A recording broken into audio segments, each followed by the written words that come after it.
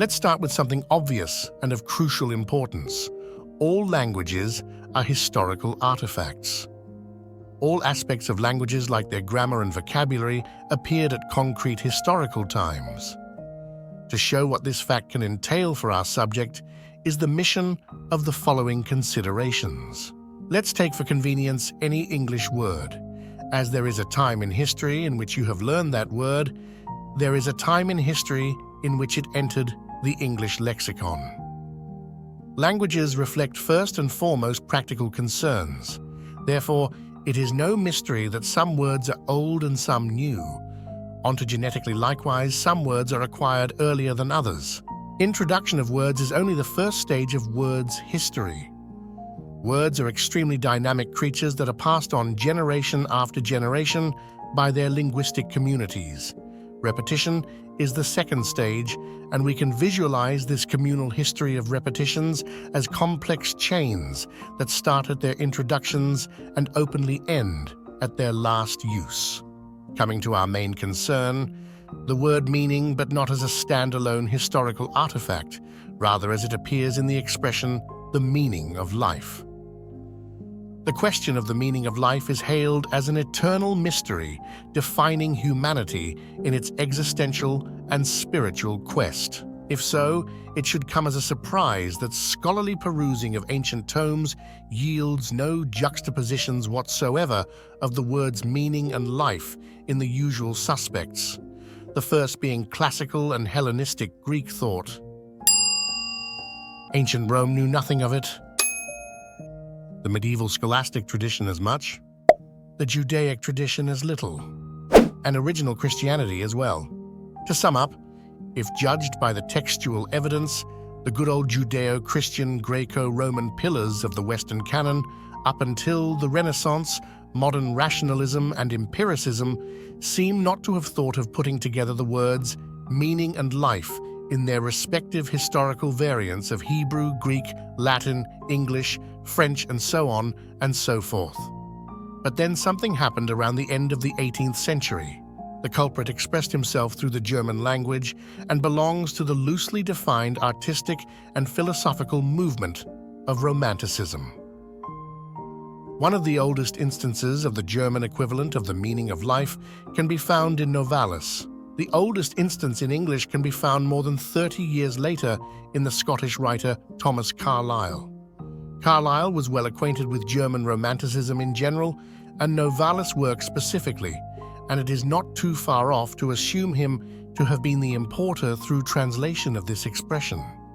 Puzzling as these historical considerations are, let's turn to a more abstract analysis of the words involved and ask the rather odd-sounding question: what is the meaning of the word meaning? This word and equivalents in other languages have been introduced in the context of communication and systems of communication. Meaning is first and foremost a property of words and of what people convey through words. Hence, sensible questions concern the meaning of a word or what someone meant when using some words. What about asking the meaning of life? Life is not a word, not a text, not a message, not a piece of communication. Life is a biological phenomenon. In a more pertinent sense, human life is a sequence of events in an individual organism's history. If we go with this disingenuous literal understanding, we could conclude our discussion by saying that life has no semantics. Life has no meaning in the same sense that the number 5 has no taste. Ascribing meaning to life is not so much false as meaningless. Apart from introduction and repetition, there is a further aspect to take into account in grounding the content of words. It is deference. Once introduced, words undergo two kinds of changes, one gradual, communal, practical, and one typically at later historical stages, less gradual, at the hands, if not of one, of a few individuals, for theoretically more or less sound reasons. These latter fews are the experts to which we defer. Easy examples abound. For the words force, energy, and mass, we defer to physicists. For the words elm, oak, and something different like the larch, we defer to the arborist. It would then seem to be a sensible thing to do to defer to the people who first introduced the word meaning in this unexpected sense before prejudging the meaningfulness of the whole discussion. Regrettably, Novalis and all followers have never had anything useful to say on the matter, let alone enlightening. If you go through recent texts on it, you might come across the preposterous idea that there is no need for saying much. An appeal to the intuition of common sense will suffice. Since there were thinking and writing humans up until the 18th century who never dreamt up of putting these words together, if their combination means anything, it must be expressible through other words. Now, if look at the most popular definitions proposals, what we bump into is nothing but the common gesturing towards two explanatory strategies. The first consists in saying that the meaning of life is the value of life. We must not confuse the sense of the word value that refers to the thing having value from the value itself. Take, for example, the family is a value. Literally speaking, the family has value. Now, when we ascribe value to life, what answer can we expect? In life, there are good and bad things, but what sense does it make to say of a life in general that it has value? When we talk about the meaning of life, we clearly don't mean that living things should be respected as they are valuable, and we don't expect us to perform some arithmetics of good and bad things in life to end up with an answer to the question. Talking in this way about the meaning of life is as meaningless as asking the semantic meaning of a biological phenomenon. The other vague suggestion calls into action the notion of purpose. That is, the meaning of life is the purpose of life. Human behavior is obviously purposive, and purposiveness boils down to have a goal in mind. The purpose or point of an action is the typically valued state of affairs that the agents want to bring about through that action. In the simplest terms, in ordinary life, we act towards big and small valued goals.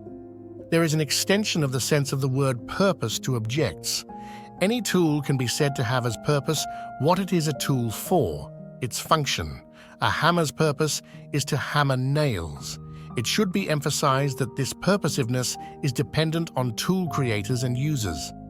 Tools are intrinsically pointless. Properly speaking, is the person hammering to which we can ascribe the purposiveness. How does life itself fare as the subject of the property of purposiveness? We just said that living things are purposive, but does it make sense to say of life that it has a purpose?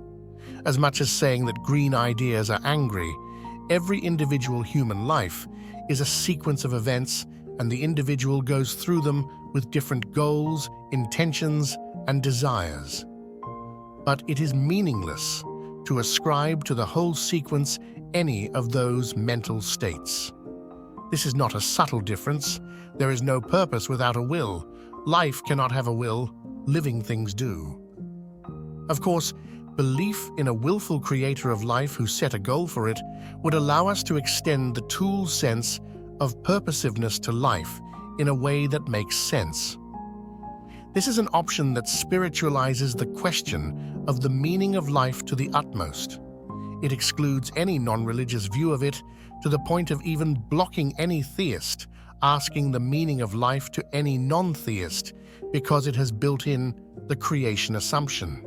So understood, the question amounts to ask, with what goal did the Creator create?